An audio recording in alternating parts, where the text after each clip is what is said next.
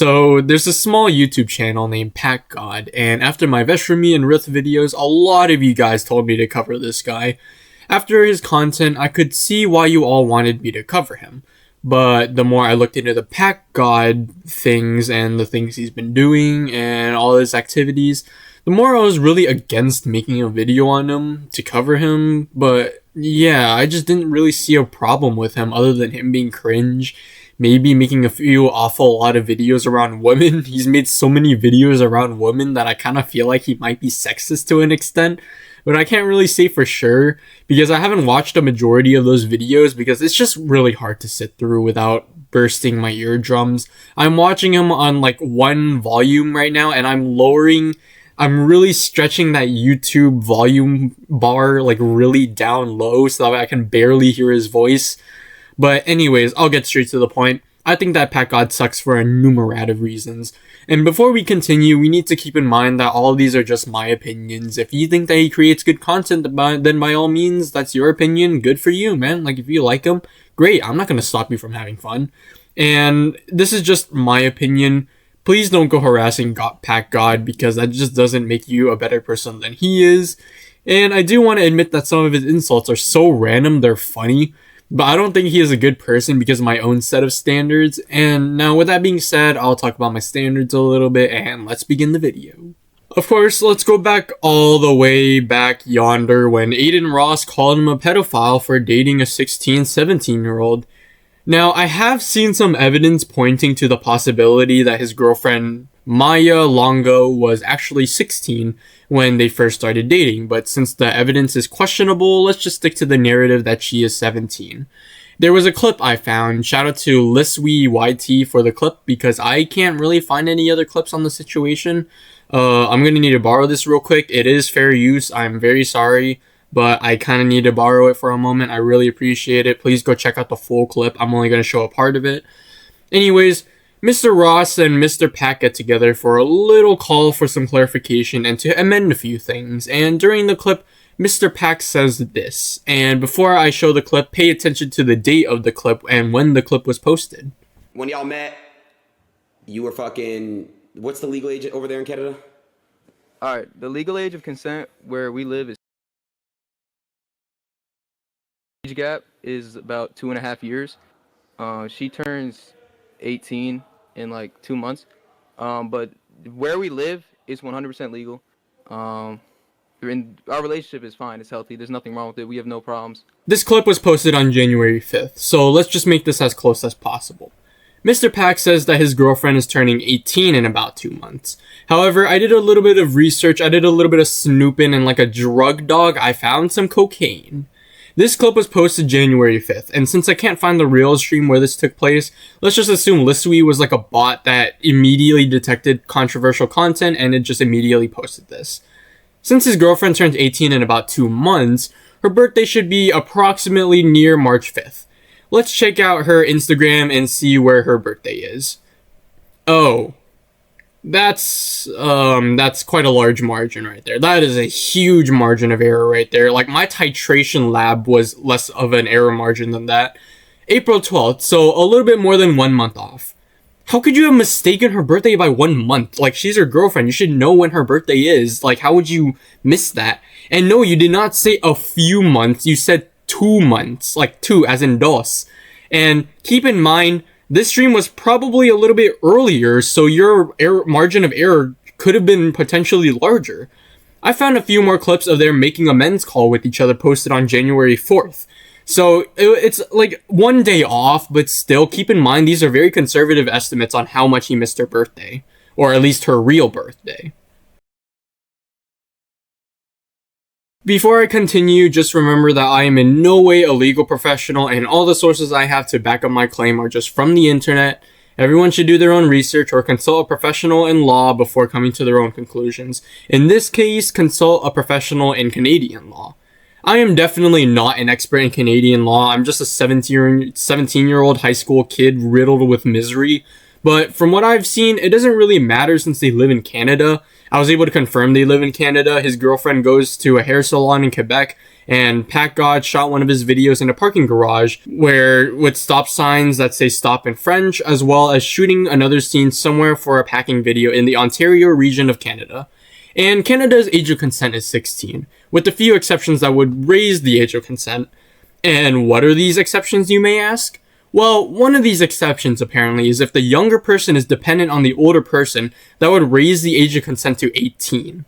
And this part is very important to note because if you check out her Instagram page, by the way, this is confirmed, it's her Instagram page, Packgod's girlfriend's Instagram page. She's posing with Gideon on multiple occasions. You can also see Packgod in some of the posts. And a lot of engagement comes from Packgod's audience if you can look into the comments. Now, I'm not going to be saying that Packgod is exploiting Maya or the other way around. In fact, far from it. However, there is a good argument to be making here where Maya has certainly gained a lot from being Packgod's girlfriend because her socials have boosted in engagement. She is dating a guy who's getting millions of views, has millions of subscribers. And on top of that, you know, a lot of people know her name. She is Packgod's girlfriend. And yeah, I mean, there's arguably... Sorry, I had a burp. Arguably, a lot of evidence that can make the argument that she is, you know, in an exploitative quote-unquote relationship. And that's just a really weird point to be making because, you know, like at the end of the day, it's just like numbers on a social media. And she's probably not making much off of Instagram anyways. But still, it is good. It is something worth noting that she might be in an exploitative relationship. I don't even know the right word for it. I don't think so. It's probably more of like, oh, there is a power dynamic. And that's also one of the other exceptions. If the person is in a power dynamic, for instance, Packgod, who has millions of subscribers, is very famous versus this random, probably high school kid. She's in college right now, probably, I think. But anyways, yeah, there is an argument to be made there. And it's a really weird argument to be making. But yeah, that is something to be considering. The second point I want to be making, and shout out goes to Brewer Moment for helping me make this point because I completely forgot to even take that part into consideration before making the Packgod video. The second point I want to be making is the fact that Packgod fakes his videos. Alright, in Young, you recording? Yep. Alright. So basically, I'm gonna start just roasting Jacob. Then you slide in, right? And then I'm gonna start talking to you and be like, bro, that shit is not happening. And you start, and then while I'm saying, bro, there's no way. Then you start barking, right? And then I'm gonna get louder, and then you keep barking. You get it? Got it. And so All right, ready? What do I say when I interrupt you? Just say the same shit you said before. Got it. All right, babe. Bro, Jacob, why you looking like Harry Potter with a mid fade? Boy, you about nasty. Said what you looking at? You about to say, Expelliarmus, and then shit a whisper one out of your ass. Boy, you about nasty. Say your ass up, bro. Your shit is so lame, bro. Like, get a life, bro. You say the same shit every time. Like, holy fuck, man. Oh, I know this dude is not talking right now, bro. You ain't got nothing else to say, bro. Oh my God, I know this dude is not talking right now, bro. What the hell? Are you barking?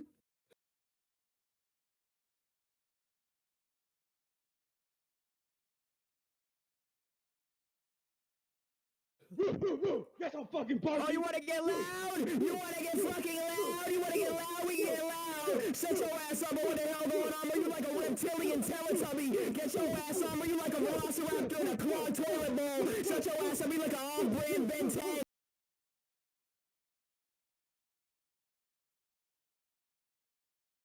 Now, in and of itself, this isn't really a bad thing. In fact, Mr. Beast stages his videos. He's still a bad guy, but like, you know, you get the idea.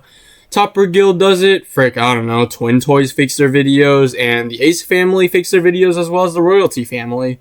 It doesn't really matter because at the end of the day, YouTube is an entertainment platform. The whole goal is to be entertained, release that serotonin and dopamine and whatnot. But the problem with that is that Packgod fakes his videos by collaborating with the people before the video is released. And how do you think he gets the discords of these famous people? And how do the people agreeing to be packed, which is a cringe term by the way, you're a humongous loser for still saying the words roasting and packing in 2024, almost damn near 2025 now, and you're still using these words. But anyways, how do these content creators not immediately kick him out? Like, he's hurting their feelings, they can just kick him out, which, by the way, big loser move on their part. but they can still do it, and how has no one done that anyways? But the real problem here lies with who he agrees to collaborate with. For example, recently he collaborated with Jack Doherty. Jack off Doohickey is, if you guys can't tell, one of the most insufferable, disgusting, childish, potato-faced, insecure, fuckish guys on this platform ever. And if this guy ever went to the gates of hell, Satan would turn him away at the door. I'm not even joking, this guy's just an insufferable loser. But anyways, since Packgod definitely faked this video, how the hell do you get his Discord anyways? Packgod is definitely doing this because since Jack is a disgusting little mosquito, Packgod can get more clout by making fun of this guy, and all his fans would be happy to support the guy making fun of the loser, of course, and everyone, like, there would be no one having a problem with him making fun of Jack Doherty. The guy crashed his McLaren, and instead of caring for his bleeding friend, he started worrying about the content and stuff like that. But anyways, it feels a little bit more sinister than that. By purposefully collaborating with Jack Doherty, it is entirely possible that Packgod is doing business with Jack. Because, you know, they're mutually agreeing that Packgod is able to make fun of and roast, quote-unquote, Jack Doherty. And that shouldn't be the case. Jack shouldn't have a platform at all. He allegedly ran a few crypto scams, and thanks again to Brewer Moment for helping me get this out there. He's done so much more disgusting things that it needs its own separate video. And some other people that Brewer Moment pointed out that Packgod potentially is / was doing business with include Sneeko, Steak. Steak is just this guy who just rides Packgod's meat till the cows come home. Topper Guild and Camila Arrojo. I don't even know how to pronounce her name. But anyways, yeah, these are just some examples of horrible people that he's collaborated with. And by the way, Topper Guild will also get his own separate video. I don't really know about Camila, but yeah. Case in point, he shouldn't be working with these people because, you know, they aren't good people. They don't deserve the wealth that they have.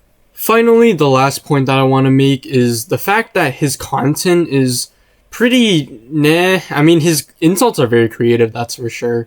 But some of his diss tracks and stuff like that, they're not really that good in my opinion. Because most of them, they don't even go rhythmically well. I think his best work of art is the one that he posted like about 2-3 months ago, where it was on Bella the Wolf, and it was at the very end of the video called Packgod Wolfpack, Bella the Wolf diss track, official music video, and it's a very good diss track, I'll be honest with you. I like the part where it's like, well, it's not a part, it's the entire song. When the entire song, there's like this random hollow, like, kind of like a Hollow's Eve type of voice in the background while he's throwing out disses and stuff like that. It's a really good concept, and his background music is very good. However, the lyrics are just really cringe in my opinion. I mean, they aren't personal insults. Like, for example, in the Wolfpack diss track, or the Bella the Wolf diss track, he talks about how, oh, your mother had to carry a tragedy for 9 to 10 months. Yeah, that's not really, like, that's just, you're just calling her, like, a mistake of a human being, and I mean, like, yeah, that's an alright insult and all, but I mean, why didn't you go deeper? Why didn't you talk about her family life and stuff like that, you know? If you really want to go all in on the roasting thing, if you really want to be, like, the villain of sorts, you should really dig into their their personal life, and just really talk about how, like, all of their problems and stuff like that, really just bring out the trauma. But I mean, that's just my opinion. I think honestly he could have done much better in all of his diss tracks, not just the Bella the Wolf one, but I mean, that's like the best one because it has a really nice concept to it. But overall, his lyrics can just be better. I mean, they're just really cheesy insults. It's not like he actually does his research into the people that he roasts. And yeah, it kind of sucks that he's just making all these lazy insults. They are creative, but they are lazy nonetheless. Yeah, that's all I really have to say about that point. And yeah, that's really about it. That's all I really have to say. I mean, I know that Packgod is cringe and all. I mean, he does loud equals funny. He throws in these corny little middle school level roasts. But yeah, I mean, I don't think that Packgod should have a platform. Well, I mean, not really. He shouldn't be canceled or anything like that. He just needs to change parts of his content, maybe, you know, change some of the errors of his ways. But I mean, other than that, yeah, I mean, the whole 16-year-old thing is kind of weird as well. And I don't think that the age of consent should be 16 in Canada or anywhere. I think it should be 25 because, 25 is when you're fully developed and stuff like that. And yeah, that's really about it. I mean, I'll make a video another time talking about the age of consent fully, so that way I don't just like drop bits and pieces of it every other video. But yeah, that's really about it. Sorry if this video is a little bit short. It's because I don't really have much else to say about him. I can't really find anything on him other than him dating a strangely young girl. But yeah, that's really about it. I hope you all have a good day. If I find anything on Packgod, I'll definitely make another video on it because this video is definitely way too short. But anyways, yeah, that's it. Some future plans include a Rith video is gonna drop tomorrow, so look out for that. I'll probably do a Jack Doherty video. I'm really considering it right now. But anyways, yeah, that's really about it. I hope you have a good day, and bye.